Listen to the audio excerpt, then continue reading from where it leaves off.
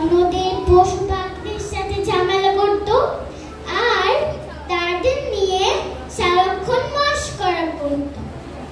একদিন কি হলো, ও জঙ্গলে ঘুরে বেড়াচ্ছিল। হঠাৎ সে দেখলো যে গাছের ডালে একটি টিয়া পাখি বসে রয়েছে। তারপর হাতে টিয়া পাখিকে বলল, আরে এই যে টিয়া, কি করছিস ওখানে? দেখতে পাচ্ছিস না কে এসেছে? আমি হলো এই জঙ্গলের সবচেয়ে শক্তিশালী জন্তু।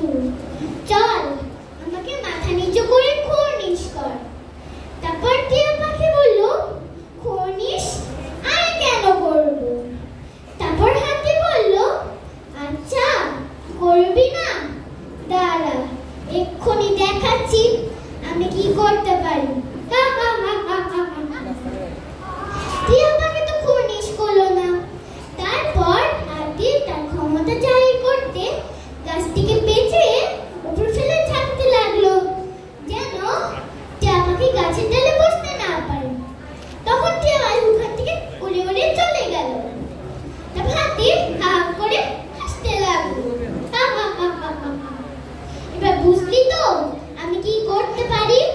আমার সামনে তোরা কেউ কিচ্ছু না। তারপর হাতি পরের দিন নদীতে জল খেতে গেল। নদীর ধারে ছোট্ট পিঁপড়ের ঢিবিতে একটি পিঁপড়ে থাকতো। ও রোজ খাবার জোগাড় করে আনতো আর হাতি কিছু না কিছু ঝামেলা অবশ্যই করতো। আজও হাতি একই কাণ্ড করল।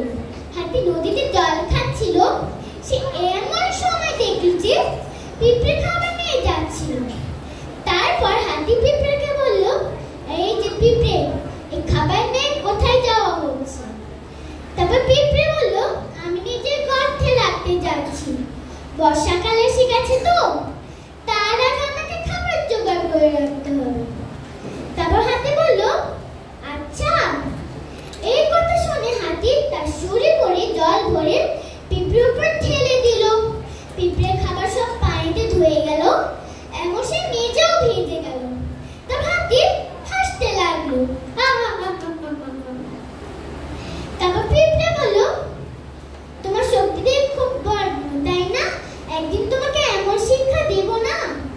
তারপর হাতি বলল, আরে যা যা, তুই আমাকে আবার কি শিক্ষা দিবি? হ্যাঁ, এটুকু পিঁপড়ে, তোকে তো আমার মা পা দিয়ে ঘেঁষে ফেলবো। যা পার এখান থেকে। তারপর পিঁপড়ে হাতি এরকম কথা শুনে ওখান থেকে চলে গেল। তারপর পিঁপড়ে মনে মনে ভাবতে লাগলো যে হাতি ওপরে কি করে বদলা নেওয়া যায়। এর হাতি কিছু একটা ব্যবস্থা করতেই হবে, নয়তো আমাদেরকে বিরক্ত করতেই থাকবে। পরের দিন পিঁপড়ে খাবার জোগাড় করে বলে তার গর্ত থেকে বেরিয়ে দেখে যে হাতি নদীর পাড়ে ঘুমাচ্ছে। তারপর পিঁপড়ের মাথায় একটি বুদ্ধি এলো। সে ছুটে গিয়ে হাতির শুঁড়ে ঢুকে জোরে কামড়াতে লাগলো। পিঁপড়ের কামড় খেয়ে হাতি ঘুম ভেঙে গেল এবং সে কাঁদতে লাগলো। আরে কে আমার শরীরে ঢুকেছিস? বেরিয়ে আয়, খুব ব্যথা করছে। এই কথা শুনে পিঁপড়ে কিছুতেই বেরিয়ে এলো না, উল্টে আরো জোরে কামড়াতে লাগলো। এর ফাঁকে হাতি আরো জোরে কাঁদতে লাগলো। বেরিয়ে আয় বলছি, খুব ব্যথা করছে। পিঁপড়ে হাতির এরকম কান্না শুনে ছোট্টিকে বেরিয়ে এলো। তারপর হাতি পিঁপড়েকে দেখে অবাক হয়ে গেল। সে এতই ভয় পেল যে হাতির কাছে ক্ষমা ছিল। ক্ষমা করে দে, আর কখনো বিরক্ত করবে না তোকে। তারপর হাতি ওখান থেকে চলে গেল। তাহলে এই গল্প থেকে আমরা কি শিখতে পারলাম বন্ধুরা? আমরা শিখতে পারলাম যে ছোট বলে কাউকে অবহেলা করতে নেই। ধন্যবাদ। অসংখ্য ধন্যবাদ। এবারে মঞ্চে ডেকে নিচ্ছি নাজা।